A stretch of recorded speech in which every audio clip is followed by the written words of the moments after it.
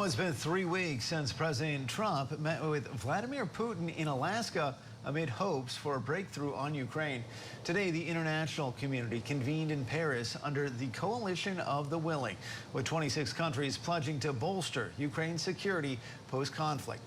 Scripps News international correspondent Jason Bellini joins us now live from Washington. And Jason, given that last month's Trump-Putin meeting in Alaska looked promising, at least on paper, what's the state of play now, especially after today's talks in Paris?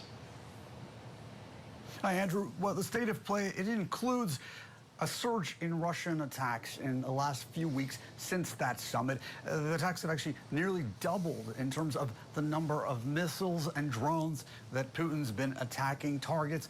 The Ukrainians say it's almost entirely civilian targets that they're hitting. In fact, we have a new emblem of the cruelty of these attacks in a 2-year-old girl and her mother, who just a week ago were killed in an attack on Kyiv that killed 23 people. So it has just been unrelenting there.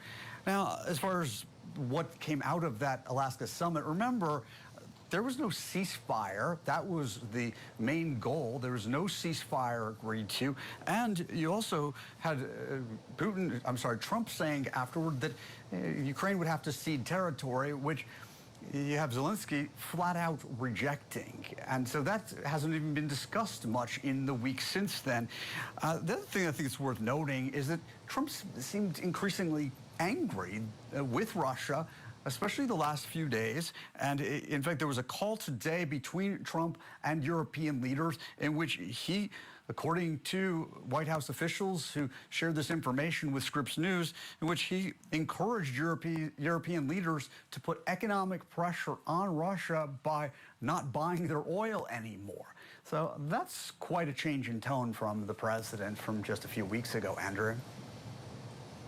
So, Jason, how is the U.S. positioning itself? Does Trump's phone call today with Zelensky and those other European leaders suggest some renewed engagement on the side of the U.S., or is there something else at play here?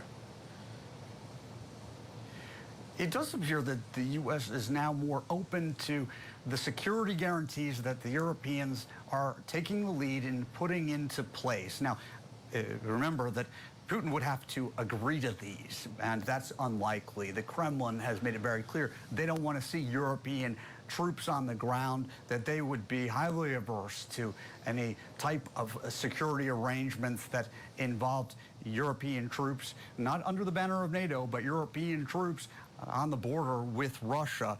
That said, Macron said that he expects for Trump to clarify in the next few days what role the U.S. will play. And the Europeans and President Zelensky have been very clear that, yes, it's great that you've got 26 European countries that are all coming together in this coalition of the willing, but without the United States, it's a paper tiger.